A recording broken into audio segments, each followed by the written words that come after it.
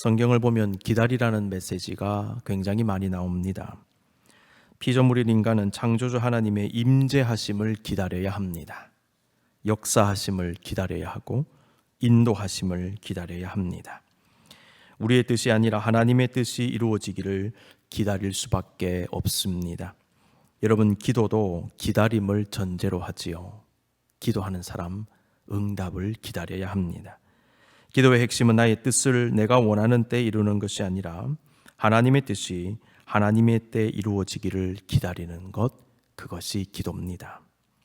아브라함은 이삭을 낳기까지 100년을 기다렸습니다. 모세와 이스라엘 백성들은 가나안 땅에 입성하기까지 40년을 기다렸고요. 선지자들을 통해 예언된 메시아를 오랜 시간 동안 기다렸습니다. 우리는 지금도 하나님을 기다립니다. 하나님의 뜻이 이루어지기를 기다리고 있습니다. 신앙의 여정, 하나님 바라보며 하나님 기다리며 나아가는 것입니다.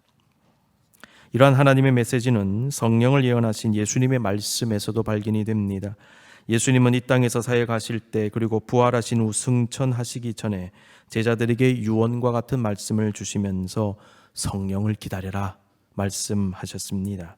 특히 오늘 본문은 부활하신 예수님께서 승천하시기 전에 성령 강림에 관해 하신 말씀들을 담고 있습니다. 오늘은 성령 강림절입니다. 우리가 성령 강림절에 오순절에 일어난 성령 임재 역사 자체를 묵상하는 것도 중요하겠지만은 성령에 관해 예언한 말씀, 또 성령이 임하시기 전과 후의 상황, 그리고 성령을 기다리던 제자들의 모습들을 종합적으로 큰 그림 그려보면서 묵상하는 것도 매우 중요합니다. 오순절 성령의 역사는 그냥 갑자기 이루어진 것이 아니라 하나님의 철저한 계획 속에 완벽하게 준비된 가운데 일어났습니다. 부활하신 예수님은 이미 제자들에게 성령을 예언하셨죠. 그리고 예수님께서 승천하신 후에 제자들은 자신들이 들은 주님 말씀을 품고 성령님을 기다렸습니다. 오늘은 예수님께서 승천하시기 전에 하신 이 성령에 대한 예언의 말씀, 특히 예루살렘에서 성령을 기다리라고 하신 주님 말씀에 집중하며 묵상하기를 원합니다. 첫째로 예루살렘과 성령의 관계를 한번 살펴보기를 원합니다. 누가복음 마지막 부분에서 부활하신 예수님의 마지막 가르침과 승천의 모습을 기록한 누가는 오늘 본문 사도행전 서두에서도 비슷한 말씀을 기록을 하면서 누가복음과 사도행전이 연결되고 있음을 보여줍니다. 여러분 아시는 대로 누가가 먼저 누가복음 기록하고 그 다음에 이어서 기록한 것 사도행전이죠. 그래서 누가행전 1, 2라고도 얘기할 수 있습니다. 오늘 본문 사도행전 1장 3절에 보시면 예수님께서 부활하신 후에 40일을 이 땅에 머무시며 제자들을 가르치셨다라고 기록을 하고 있습니다. 그가 고난받으신 후에 또한 그들에게 확실한 많은 증거로 친히 살아계심을 나타내사 40일 동안 그들에게 보이시며 하나님의 나라의 일을 말씀하시니라. 예수님의 마지막 가르침 가운데 우리가 주목할 부분은 성령에 대한 말씀입니다. 예수님은 자신이 승천하신 후에 성령께서 임하실 것이니 예루살렘에서 성령을 기다리라고 말씀하셨습니다. 사도행전 1장 4절 5절 말씀, 사도와 함께 모이사 그들에게 분부하여 이르시되 예루살렘을 떠나지 말고 내게서 들은 바 아버지께서 약속하신 것을 기다리라. 요한은 물로 세례를 베풀었으나 너희는 몇 날이 못되어 성령으로 세례를 받으리라 하셨느니라. 자, 몇 날이 못되어, 이 몇 날이 무슨 뜻입니까? 이 말씀은 아마도 열흘 정도 지나서라고 해석할 수 있을 것 같습니다. 예수님은 잡히시기 전날 밤 마지막 유월절 만찬을 가지셨지요. 유월절 무엇입니까? 이스라엘 백성들이 출애굽할 때에 어린 양의 피로 목숨을 건진 것을 기념하는 절기. 그래서 어린 양을 잡았어요. 그 다음 날 금요일 유월절 양을 잡는 시간에 십자가에서 죽으셨죠. 오후 시간이죠.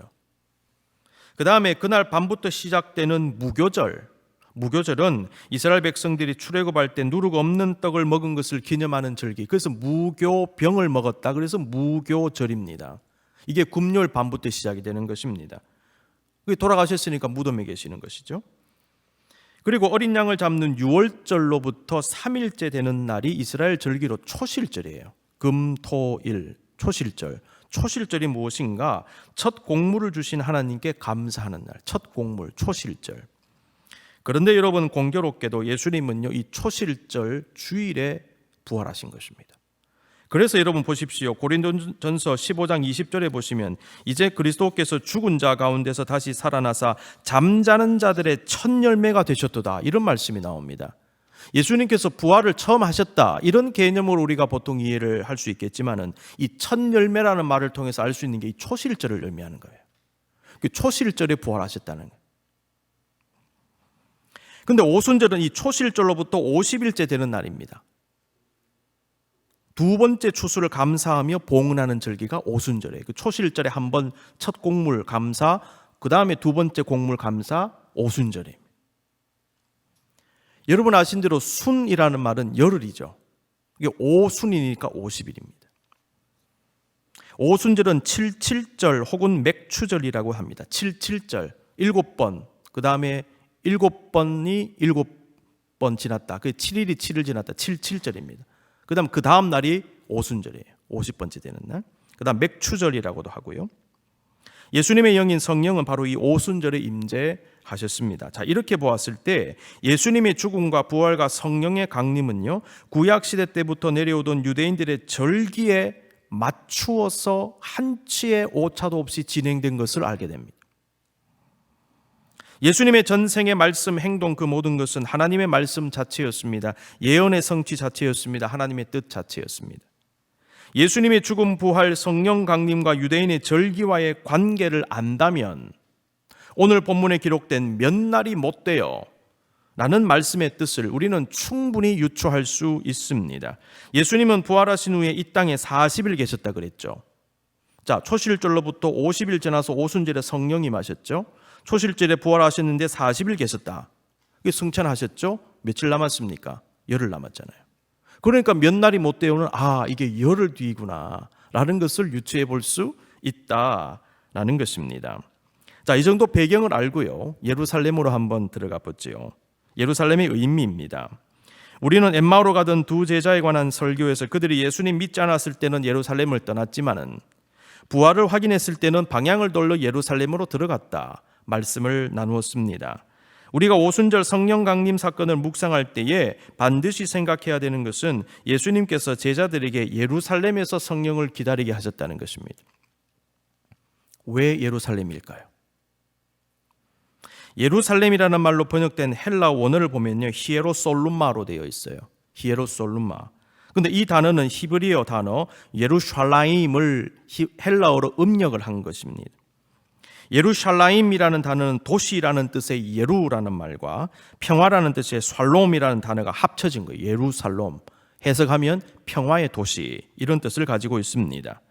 원래 평화의 도시라는 뜻을 가진 예루살렘은 예수 그리스도께서 십자가를 통해서 구원을 이루신 다음에 하나님과 인간 사이에 완전한 영적 평화를 이루셨다는 것, 그 의미가 합쳐지게 된 것입니다. 그것을 이룬 곳이 바로 예루살렘이 된 것입니다. 원래 평화의 도시인데 거기에다가 영적인 의미까지 더해지게 되었다는 것이죠. 우리가 예루살렘의 의미를 살펴볼 때에 예수님께서 제자들로 하여금 예루살렘으로 가서 성령을 기다리게 하신 그 이유를 발견하게 됩니다. 자, 첫 번째, 예루살렘은 예수님의 구원을 통한 영적 승리의 자리였습니다. 예수님께서 십자가에서 죽으심으로 구원을 이루셨다는 것은 마귀의 권세를 물리치시고 죄악의 권세를 물리치시고 사망의 권세를 물리치시고 영적인 승리를 얻었다는 것입니다. 어디에서 일어났습니까? 예루살렘에서 일어난 것이죠. 하나님은 바로 그 자리에서, 그 예루살렘 승리의 자리에서 신약시대 최초의 교회를 세우신 것입니다. 교회는 영적 승리의 자리에 세워졌고 교회를 통한 영적 승리가 지금도 계속될 것입니다. 여러분이 영적 승리를 얻기를 원하십니까? 교회를 통하여 하나님께서 그 승리를 얻게 하는 것입니다. 예수 믿지 않고 교회만 다니면 얻는 것이 아니고 예수 믿는 자로서 그리스도의 몸된 교회에 속함을 받을 때에 우리는 영적 승리를 이룰 수 있고 이루어 갈 것입니다. 이게 교회입니다. 두 번째, 예루살렘은 예배의 자리입니다. 예루살렘은 하나님의 성전이 세워진 곳인데 예루살렘의 성전터는 아브라함이 하나님 말씀에 순종하여서 독자 이삭을 바치려고 한 모리아산의 어느 곳이지 않습니까? 그런데 가만히 보니까 그 자리에 나중에 솔로몬의 성전이 세워졌다는 거예요. 그래서 하나님께서 아브라함을 통해서 이미 예배 터를 마련해 놓으신 것입니다. 그리고 아브라함에게 예배를 드리게 하시고 그 다음에 성전을 세우셨는데 나중에 그 예루살렘에 교회가 세워졌잖아요. 그러니까 교회가 무엇인가? 아브라함에서부터 내려오는 믿음의 공동체, 예배의 공동체, 성령의 공동체구나라는 것을 알게 되는 것입니다. 예루살렘은 구약의 예배 공동체를 계승한 교회의 근거지라는 거예요. 그래서 너희는 예루살렘으로 가야 된다는 것입니다. 세 번째, 예루살렘은 복음 전파의 출발점입니다. 하나님은 예루살렘에 교회를 세우시고 그곳에서 본격적으로 복음 전파가 시작이 되게 하셨습니다. 구약 성경도 예루살렘에서 하나님의 말씀이 선포될 것이라는 예언을 기록을 하고 있습니다. 이사야 2장 3절입니다. 많은 백성이 가며 이르기를 오라 우리가 여호와의 산에 오르며 야곱의 하나님의 전에 이르자. 그가 그의 길을 우리에게 가르치실 것이라. 우리가 그 길로 행하리라 하리니 이는 율법이 어디에서요? 시온에서부터 나올 것이요 여호와의 말씀이 예루살렘에서부터 나올 것임이니라. 여호와의 말씀이 예루살렘에서부터 나온다 라는 거예요. 예루살렘에서 구원을 성취하신 예수님은 구약의 예언대로 예루살렘에서 하나님 말씀과 복음의 전파가 시작이 되게 하셨습니다. 그래서 사도행전 1장 8절 보시기 바랍니다. 오직 성령이 너희에게 마시면 너희가 권능을 받고 예루살렘과 온 유대와 사마리아와 땅끝까지 이르러 내 증인이 되리라 하시니라. 예루살렘이 출발점이 될 것이다. 그리고 온 세계로 뻗어나갈 것이다. 예수님은 바로 이러한 이유들 때문에 제자들에게 예루살렘에서 성령을 기다리라고 하셨습니다. 사실 제자들에게 예루살렘은 매우 부담이 되는 곳이었어요. 왜냐하면 예루살렘은 예수님께서 고난당하시고 죽으신 곳이기 때문입니다. 만약 제자들이 예루살렘으로 들어가 교회를 세운다면 그들 역시 핍박을 받을 것이 불을 보듯 뻔했습니다. 예수님 잡아 죽인 사람들이 제자들 잡아 죽이지 않겠습니까? 실제로 예루살렘 교회는 엄청난 박해를 받았습니다. 사도행전은 4장에서부터 사도들이 핍박을 받는 모습을 기록을 하고 있습니다. 사도행전 7장에는 스데반의 순교의 장면이 나오죠. 사도행전 12장 2절 말씀 보면 사도 요한의 형제 야고보가 칼로 죽임을 당했다라고 기록을 하고 있어요. 예루살렘은 예수님의 구원과 부활과 승리의 자리이면서 동시에 고난과 핍박의 자리였고 여전히 위험한 곳이었습니다. 그럼에도 불구하고 예수님은 제자들을 그곳으로 다시 보내신 것입니다. 예루살렘으로 가라. 바로 거기에서 성령을 기다리게 하셨고 성령을 통하여 교회를 세우며 하나님의 사명을 감당하게 하셨습니다. 하나님은 영광과 고난이 공존하고 승리와 핍박이 같이 있는 예루살렘에서 2000년 역사의 교회가 시작이 되게 하신 것입니다. 이것이 바로 하나님의 역사입니다. 하나님의 역사의 현장에는 언제나 다양한 요소들이 공존합니다. 교회 내도 마찬가지지요. 교회는 하나님의 나라를 추구하며 천국에서 누릴 수 있는 기쁨과 만족을 부분적으로 경험할 수 있는 곳입니다. 하지만 여전히 이곳은 천국은 아니죠. 때때로 문제와 갈등과 아픔을 경험하기도 합니다. 교회는 긍정적인 요소들과 함께 인간의 죄악과 연약함으로 인해 생기는 부정적인 요소들을 함께 가지고 있습니다. 그런데 그것을 함께 가지고 진행이 되면서 중요한 게 뭐냐면 날이 갈수록 하나님께서 기뻐하시고 원하시고 성숙해지는 공동체로 바뀌어진다는 것이죠. 그리스도를 점점 더 본받아가는 공동체로 나아가는 것입니다. 왜 우리가 이러한 표현을 가지는지 아십니까? 그리스도를 본받아 바뀌어지자, 성숙해지자, 주님의 뜻을 이루자 끊임없이 나가야 된다는 것입니다. 우리는 여전히 불완전하다, 연약하다, 부족하다. 그러나 주님을 바라보며 나아가자라는 것입니다. 모든 성도는 나날이 성숙해지기 위해 기도하며 애써야 할 것입니다. 우리가 성숙하기 때문에 신앙생활하는 거 아닙니다. 미성숙하기 때문에 신앙생활하는 것입니다. 우리는 신앙생활을 통하여 조금이나마 그리스도의 성숙함으로 나아간다는 사실을 잊어서는 안 될 것입니다. 그러므로 교회 안에서 일어나는 부정적인 일들로 인하여 너무 상처받고 마음 아파할 필요 없습니다. 성도들은 서로의 부족함을 넉넉하게 받아주고 이해해 주면서 그리스도를 바라보며 함께 돕고 함께 세워가며 함께 손잡고 앞으로 나아가는 것입니다. 우리가 기억할 것은 하나님의 일은 우리가 좋아하는 상황, 긍정적으로 생각되는 환경뿐만이 아니라 우리가 거부감을 느끼며 심지어 두려워하는 상황 속에서도 성취된다는 것입니다. 하나님은 제자들을 통하여 이루실 뜻을 위하여 예루살렘을 선택하셨고 그 자리로 제자들을 보내셨으며 거기에서 성령을 기다리게 하셨습니다. 제자들은 인간적으로는 두려웠지만은 그럼에도 순종함으로 예루살렘으로 들어가 간절히 기도하고 찬양하고 예배하면서 성령님을 기다렸습니다. 그 결과는 그들의 상상을 초월한 강력한 성령의 임재였습니다. 성령의 임재는 그들의 두려움과 공포와 불안과 걱정과 열등감과 무력감을 단숨에 날려버렸습니다. 강력한 힘과 능력으로 나타났습니다. 성령을 받은 그들은 마치 엄청난 엔진을 장착한 비행기처럼 되는 거예요. 혹은 큰 날개를 가진 독수리가 되어서 영적 하늘을 마음껏 날아다닐 수 있게 된 것입니다. 여러분이 성령 받으면요, 엄청난 엔진 장착한 것과 같습니다. 우리가 생각할 것은 다양한 면면들이 공존하는 상황 속에서 우리의 눈을 어디에 둘 것인가, 무슨 생각을 할 것인가입니다. 부정적인 면만 보면요, 어떤 일도 할 수 없어요. 그러나 긍정적인 면을 더 보면 힘들어도 조금 불안해도 할 수 있습니다. 긍정적 사고방식 매우 중요하지요. 그런데요, 이것보다 더 중요한 게 있습니다. 믿음을 가지고 주님의 뜻을 발견하는 겁니다. 주님의 말씀과 약속을 붙잡는 겁니다. 믿는 사람들에게 이게 필요합니다. 제자들이 위험한 예루살렘에 다시 들어간 이유가 무엇인가? 부활하신 예수님에 대한 확실한 믿음을 가지고 복음 전파라고 하는 주님의 뜻을 발견했기 때문에. 여러분이 사람이 목적과 비전이 보이지 않으면 움직일 수가 없습니다.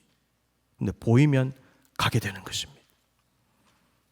그리고 그 뜻을 이루게 하시는 성령에 대한 말씀과 약속이 있었기 때문에 위험을 무릅쓰고 예루살렘으로 들어갑니다. 너희는 예루살렘에서 성령을 받을 것이다. 성령이 임하시면 너희가 권능을 받을 것이다. 온 세상에 나의 복음을 전파할 것이다. 그러니 믿음을 가지고 약속을 붙잡고 위험 요소가 있더라도 예루살렘으로 들어가거라. 나의 영이 너희와 함께 할 것이니 너희는 반드시 사명을 감당할 수 있을 것이다. 여러분이요, 이것이 성천하시기 전에 예수 그리스도의 메시지였습니다. 시각장애인이면서 브라운 브라더스 해리먼이라고 하는 세계적인 투자회사의 임원이 되었고요, 애널리스트로 일하는 한국인 신순규라는 분의 이야기가 얼마 전 한국의 어느 프로그램을 통해서 소개가 되었습니다. 보신 분 있으리라 생각을 합니다. 이 신순규 씨는요, 8살 때 실명이 돼버렸어요. 그래서 공부를 할 수도 없고, 당시만 하더라도 한국에서 장애인들이 대학 가기가 굉장히 어렵고, 그래서 어머니가 네가 한 피아노를 한번 쳐봐라, 어떻게든 좀 해야 되지 않겠느냐. 그래서 피아노를 시작했고요, 10대 나이에 미국의 어느 특수학교에서 피아노를 공부하기 위해서 유학을 왔습니다.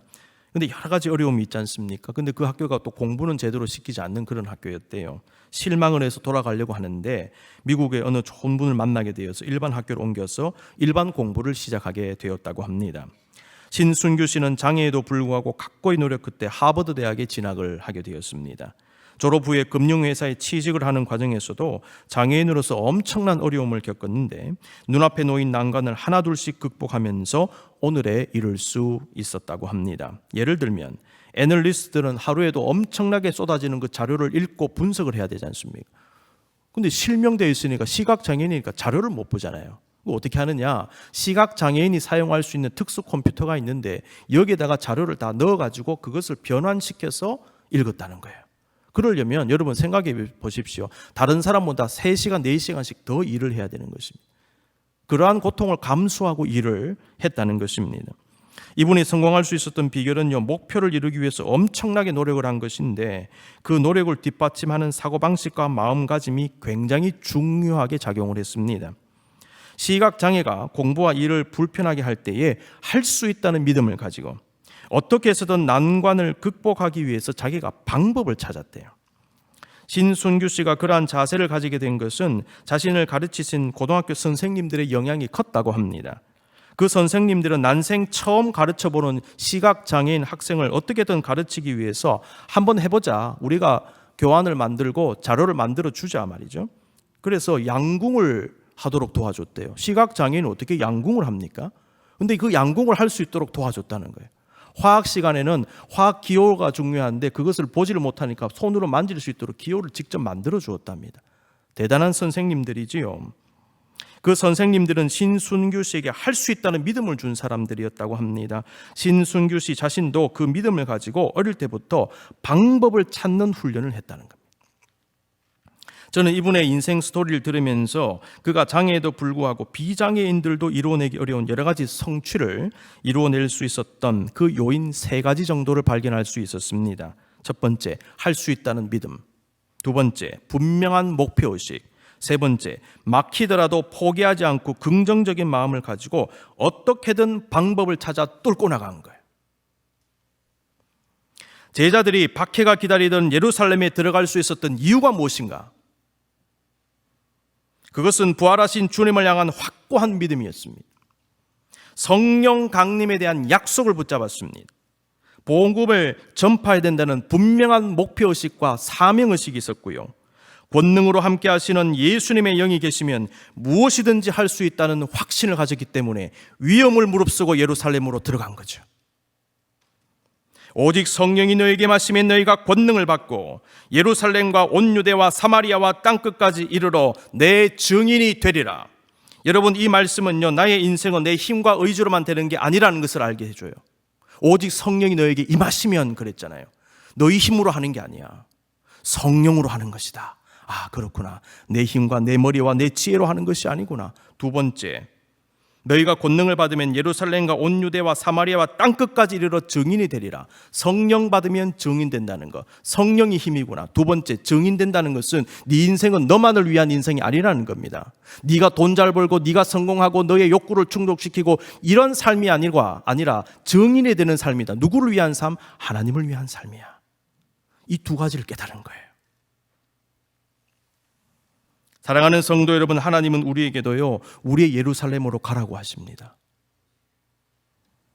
믿음으로 하나님의 약속을 붙잡고 주님의 뜻을 생각하며 예루살렘으로 들어간 제자들처럼 우리도 우리의 예루살렘으로 들어가며 우리의 인생길을 그와 같은 모습으로 걸어가야 할 것입니다. 눈을 한번 다 감으십시다. 주님 특별히 오늘 우리를 성찬의 자리로 인도하시는데요, 이 시간 그리스도의 고난과 묵상, 이 부활을 다시 한번 깊이 묵상하십시다. 특별히 여러분이요, 그리스도의 성령에 대한 약속을 기억하십시오. 여러분, 예수 믿으시면 성령을 받으신 것입니다. 그런데 더 사모하십시오. 더 성령을 사모하십시오. 성령을 받으면요, 강력한 엔진을 다는 것 같아요. 여러분이요, 여러분의 힘으로 하려고 하지 마십시오. 성령의 엔진으로 날 수 있습니다. 성령의 권능으로 날 수 있습니다. 성령이 가르치시는 대로 날아가실 수 있기를 바랍니다. 성령이 보여주시는 대로 움직이실 수 있기를 바랍니다. 분명한 인생의 목표를 가지십시오. 약속을 기억하십시오. 할 수 있다는 믿음을 가지십시오. 쪼그라들지 마십시오. 연약해지지 마십시오. 위축되지 마십시오. 나는 성령의 능력으로 할 수 있습니다. 내가 들어가야 할 예루살렘에서 주님의 이름을 높이며 하나님을 증거하는 삶을 살겠습니다. 우리에게도 성령을 주시옵소서. 이러한 각오와 결단이 있는 오늘 예배와 우리 성찬식이 되기를 기원합니다.